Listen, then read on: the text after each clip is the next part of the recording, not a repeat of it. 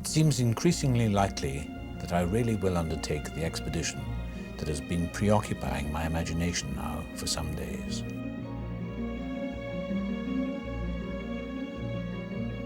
Dear Mrs. Benn, I propose to reach Clevedon on Thursday, the 3rd of October, around 4 p.m. I intended the story to be one that could take off quite easily into the metaphorical sphere, so that people could actually apply it to their own lives, wherever they lived, whenever they lived. I wanted it to be a universal human story. If I was writing a how-to book on how to waste your life, you know, the English butler idea encapsulated two good, very decent ways in which you can waste your life. You know, one was emotionally, and the other was politically.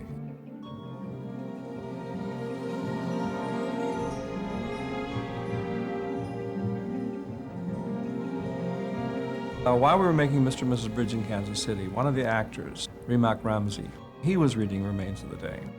I read it, I started reading, and I liked it enormously. And I felt as I was reading it, this would make a terrific movie. So as soon as I got done reading it, I asked our agent, a creative artist, Rand Holston, if he could find out who had the rights or how we could option the book. Harold Pinter was involved in it, and he was writing the screenplay. And he actually had optioned the book. And Columbia had given it to Mike Nichols, and Mike Nichols was going to direct it at the time. After a couple of years or so, Columbia approached Rand Holston saying that, you know, if James Ivory is still interested in it. So that's how it all started. Mike Nichols and John Calley, you know, became the producers with us. We were just dazzled by the possibilities of dramatizing missed chances, lost opportunities, the things that we're all victim of, inappropriate allegiances that lead to a finally disappointing conclusion. I was offered the part by Mike Nichols.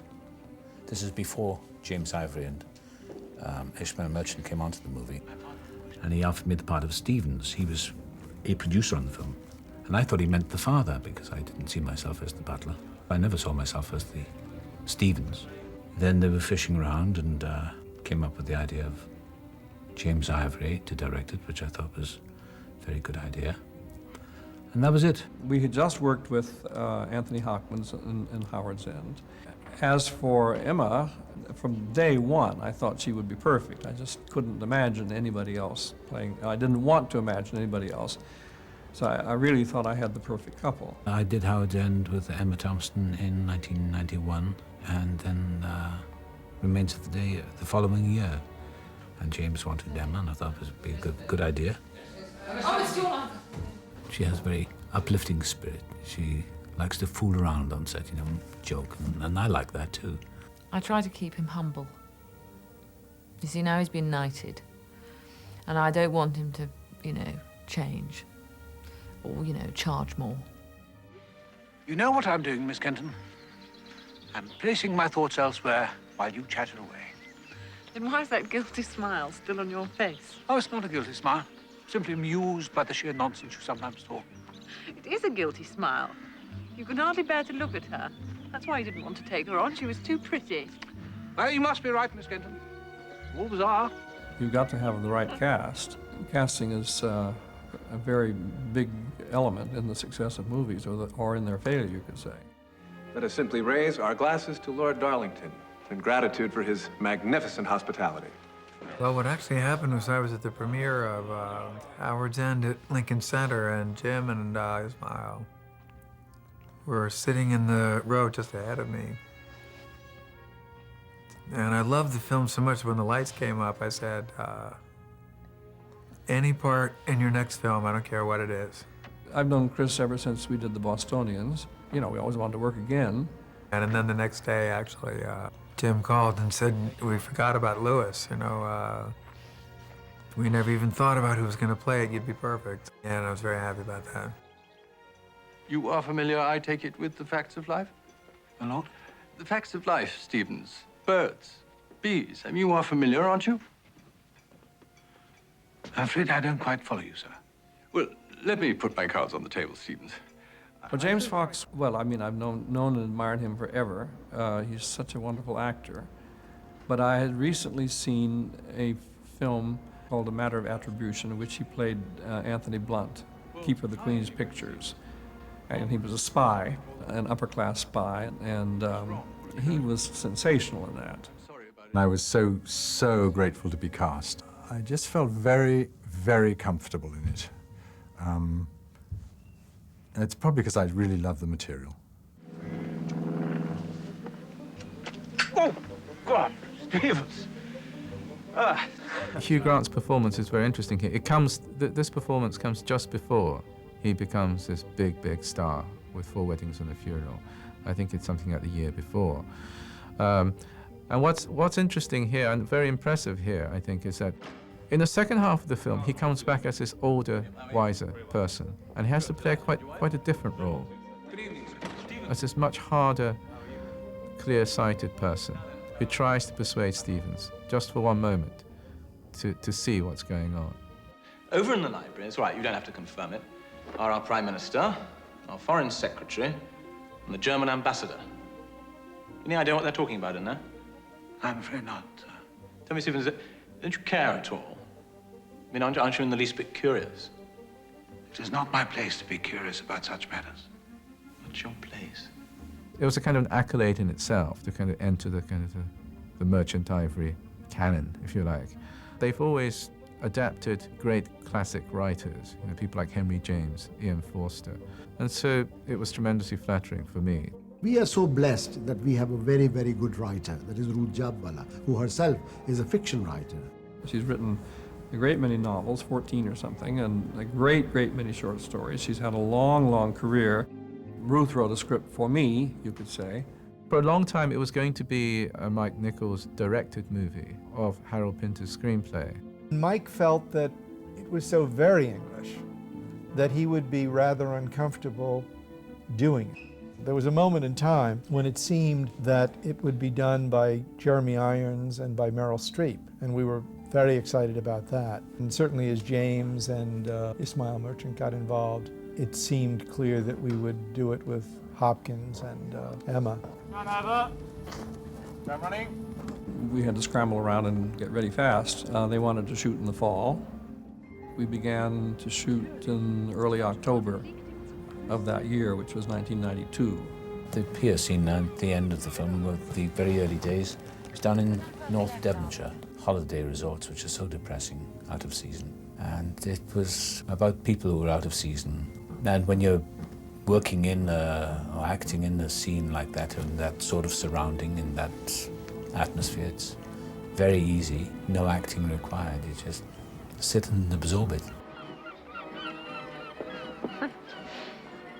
James Ivory is a very relaxed director to work with, very quiet. 2 takes, that's all you need. Jim knows me and Tony very well now, and he doesn't have to say very much, and we just get on with it. He said something once. He said, actors are supposed to bring on the depth, the essence of their personalities, and the director has to see in width the whole scene. And he has a great skill. He's an artistic director. He's got a very keen eye for picture form. I think his great gift is his eye and his ear. I would describe Jim's directing style as that he's one of the greatest watchers and listeners in the world. So you have to bring something to him, and then he will move it and turn it. And very often, if you don't bring anything to him, he will just make the right suggestion, the right comment, usually very practical. He's a very exceptional director, really he goes into everything with the utmost devotion, like finding the details of the place. The characters have to fit the part perfectly. He would do a lot of research, read books connected with the period, the time. I mean, just looking at what he does exhausts me. Jim's not a big believer in rehearsal. He believes in casting very properly, really making sure he's got the right person for the part. Because of Father's recent accident, it has been suggested that you no longer wait at table. I've waited at table every day for the last 54 years. It has also been decided that you should no longer carry heavy trays. Now, here's a revised list of your duties. But I fell because of those paving stones. They're crooked. Why aren't you going to put right before someone else does the same thing? You'll read the revised list of your duties, Father? Get those stones put right. We had to find the locations according to two things. The most important thing of all was the backstairs part of the house. We had to be able to have rooms, kitchens and pantries and servants' dining room and all this kind of thing. So we had to find those kinds of rooms which were still in good shape and still looked okay. In most of these big houses, those rooms have long since been turned into gift shops and or let out to people who live in them, made into apartments and so forth. And where we actually found it was at Badminton House. They had an extraordinary, a whole wing, unused wing of these kinds of rooms, and all the ones we needed. Our whole approach to it, that using actual locations and places, that gives you the sort of real feeling of the place, you know? Mr. Stevens, yes? If you are searching for your dustpan, it is outside on the landing. My dustpan? Your dustpan. You've left it on the landing. I haven't been using a dustpan, miss. Oh, really? Then it must have been somebody else. I don't follow you. My mistake, no doubt. One of many. We began to piece together an ideal house out of one room here, one room there. So, in fact, are there 5 houses, I think, all to make one? It was a lot of work, and we also made a trip to Ireland, and we went through a lot of Irish country houses because we thought that possibly a great Irish house would be just as good in a way, and that the landscape and the roads around it and so forth would be more as they had been in the 1930s. But then in the end, we didn't go to work in Ireland, and we went all around England. We wanted colour, so we went for houses in locations that had these amazing bright colours. Using these locations was just sort of very gratifying, and persuading people to sort of allow us to use some of the places where they don't normally allow. We have a lot of goodwill towards us.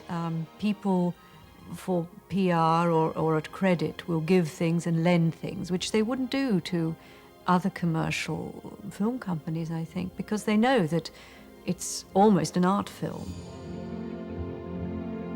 Well, the opening shot, you know, of the house, that was really quite difficult. And you know, that particular house, being a location with the National Trust, they were very, very fussy about it. We couldn't even put a light inside, you know, we couldn't do this, we couldn't do that. But somehow or the other, we managed it. And then Corsham Court, that was one of the conditions that the library would never be allowed because it was the owner's very private quarters. So we persuaded him, and he said, all right, well, only for a day, you know. And he stood and watched, you know, all the time while we were filming. And when the scene when the pigeon flies, and they were very worried about the pigeon droppings, you know, the owners of the house. So that was another very comical moment. There's something missing. What is it? The spoon from the crew at set, sir. Good. Well observed. Now, never touch the lip of the glass. Good. The thing that worried all of us, and particularly Anthony Hopkins, was what does a butler do in reality? What are the things that a butler has to know about and do well? And then we were very lucky, and I don't know how this came about, but he was called the steward of the Queen's household. And he was a retired man named Cyril Dickman. And he came to work for us, and he was our advisor on all things butlering. I did know a butler who was the advisor on the film about certain techniques, you know, how to pour wine and all that. I said, what, any tricks? He said, yeah. He said, when a butler's in the room must feel even more empty. That was a good piece of advice. Excuse me, sir. Enjoying themselves in America. Marvelously. Where are they? In the Wild West. There are as many ways of producing films as there are producers. And one way is to put all the pieces together and turn the creative elements loose and let them make the movie. we realized that we were dealing with a Final Cut director.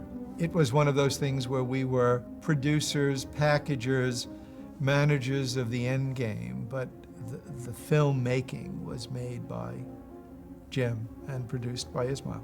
So then you would like a chair, the chair back.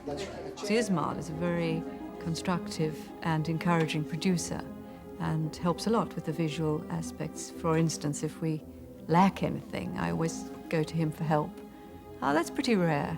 When you have people like a cameraman or production designer or costume designer, you talk to them and they know the feeling that you want to make this as the best film, you know. Even they may have to sort of cut corners here and there, but because they believe in your enthusiasm, you know, so miracles can work. Ismail is a real character, and his charm gets him very far. I've never seen anybody get away with so much just based on personal magnetism. Bobby's not going to give you any more money at all. That's it. With Merchant Ivory, there isn't a lot of money to start with, and it all ends up being filmed, which is very satisfying. What we do is we have a dress-up session where people try on clothes of the particular period we're working in, and as near to possible what we think these clothes should finally look like. Just to be in a costume fitting with them, Jenny and John, and them to talk about their concepts for the character, the colors, the fabrics. They give you everything. So I got from them the soft shirts, the woolen ties, the comfy cardigan. As an actor, it's crucial, and they're brilliant at it. Good morning. Good morning, Mrs. Stevens. And Anthony came in, and I know him quite well, and he's always extraordinarily helpful and has amazing body language.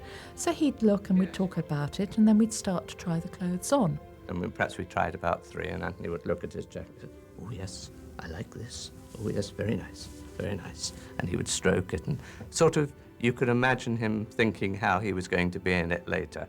I can't play a butler dressed in a leather jacket, so I put on the dark suit, and sometimes you play the younger Stevens and then the older Stevens. So sometimes in one day.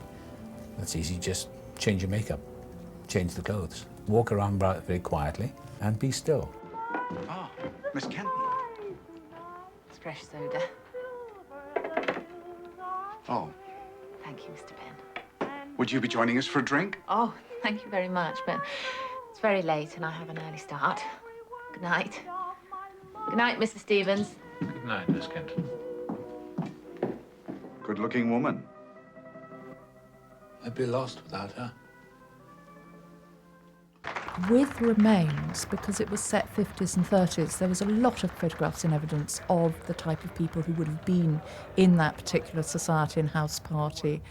And for the 50s, for the first time, I used my own personal research because I was brought up in the 50s and used to visit Paynton by the sea. And so a lot of those characters in the 50s section were actually from my own personal photo albums. Ah, Miss Kenton. I'm sorry, Mrs. Stevens, Bennet. I'm sorry, I was delayed. Oh, that's all right. Trying to make Emma look older in that scene, which of course has to come through the clothes as well as the hair and makeup. When we first saw the dress, we knew that it was a good dress, but it was quite punchy in the sense that the flowers on it came out quite a lot. And so I thought if we could somehow make it more subtle in a sort of grey way, it might in a way bring Emma down a bit, as though she'd got sort of slightly desaturated over the years. And so I tried it through a sort of grey-green, and that helped quite a bit. But I think that's part of what we do is we sort of tell the story through the clothes. Lizzie, aren't you supposed to be turning down the beds? Well, you'd better get on with it then, hadn't you?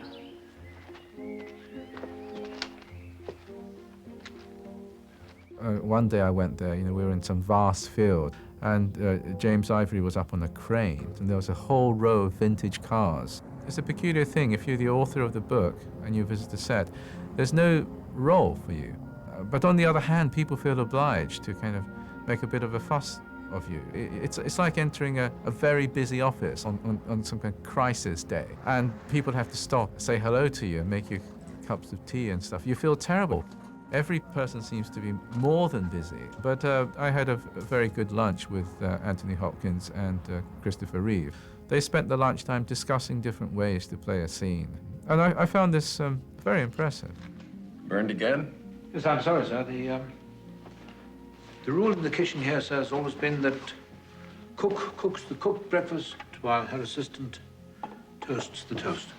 Well, why don't we just get her a pop-up toaster? Yes, sir, well, we need not a new gadget, but a revised staff plan, sir. Yeah, having the right clothes in the right place and with the right props is 90% of the work. It's very simple. I think acting is much simpler than people make it. There's no magic formula.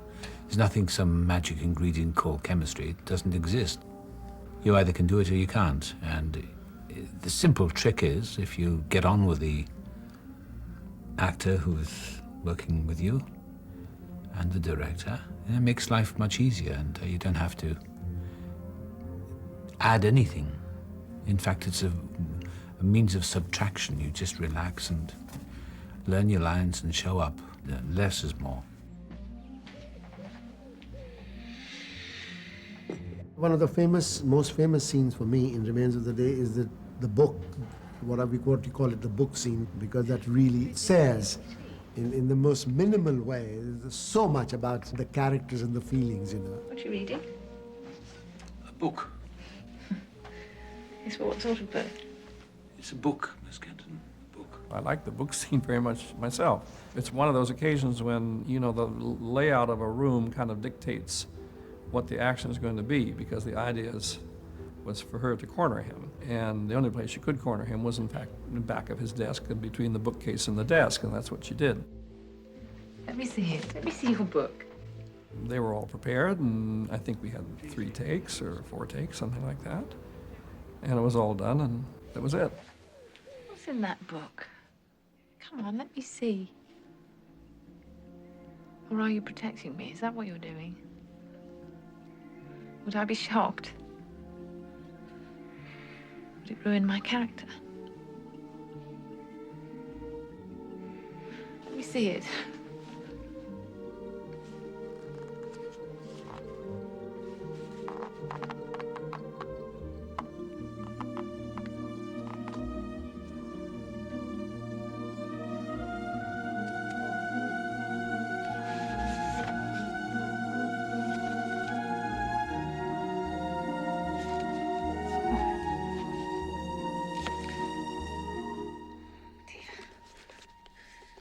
It's not scandalous at all. It's just a sentimental old love story. It was just one of those scenes that worked out very, very well. You know, you get lucky sometimes. Yes.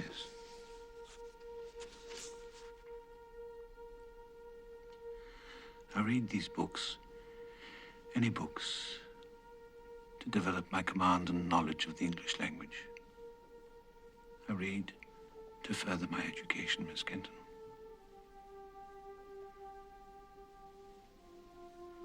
I really must ask you, please, not to disturb the few moments I have to myself. I'm very much aware of silence, and I like to integrate it into a music cue. Silence, the cue comes in and out with silence, with a conversation. I love that idea. It took a long time to work that out. It seems very fluid and quite straightforward in the film, but it took a lot of work. And just to try to get that right. I'm still not sure I got it right, but that's the one I was most concerned about, because it's the most revealing and one of the most painful moments, I think, in the film.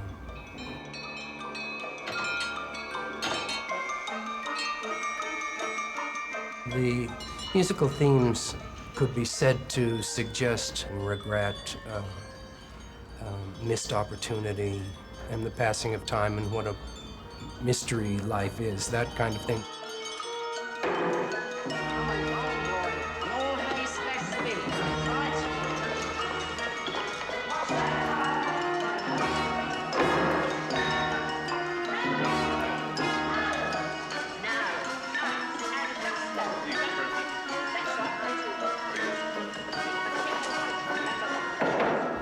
I don't want to tell someone what to feel, really.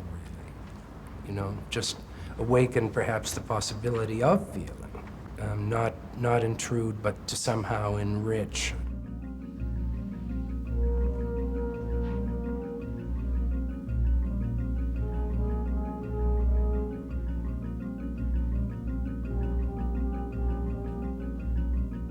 Richard Robbins first started working with us during the Europeans.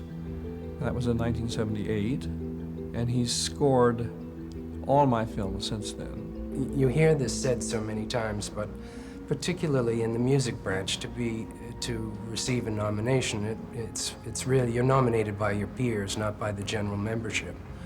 So these are all of the musical people who have been recognized in the past in some way, and to be nominated is really very nice.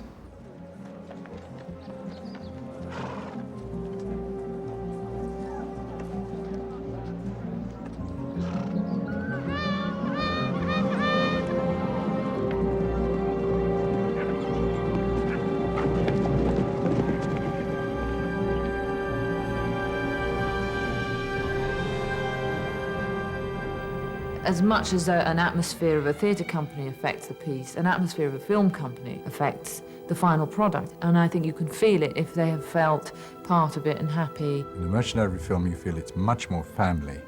It's much more collaborative. People are valued. That's just a precious experience, as well as being tremendously creatively stimulating. They know their material backwards. They love it. They know it better than anyone else on the set. They're going to make a wonderful picture. They get everyone involved. You know it's going to be a wonderful product. You give something to the audience for all these years, they expect certain things from you, you know? Because we are never going to compromise or make anything which is not of that standard. We just luckily like to make the same kinds of films, and he's never forced me to do something that I didn't want to do, and I try not to force him to do something that nobody's going to go and see. Jim and Ismail are interested in making films. That's what their real interest is, and they get passionate about each project for lots of different reasons. But it absolutely comes from a real desire to do that project, that story, tell that story. It really means something to them. You're extremely important to this house, Miss Kenton. Am I? Yes. Yes. It actually built its own world so powerfully that even I, as the author of the book, found myself leaving the world of the book and entering this new world of the movie. And we had the most amazing reaction to the film. We went to the Berlin Film Festival, you know, and it was a great reception. Similarly, in England, you know, in London Film Festival, it was extraordinary. Just, you know, people just went berserk. We were there in France when the film opened, and it was a box office bonanza, you know. And in the nominations are a great reward. I mean, it was the highest we've received, you know, between Howard's End, Room with a View, and Remains of the Day. I was surprised. I was very surprised by the film. I was very pleased with it. I think it was quite a good box office success. And I think it was very well received by the critics and all that. It was well received, and God knows it was applauded, it was nominated, and we were very proud of it. For a minute, and then the rest of our lives came crashing in on us.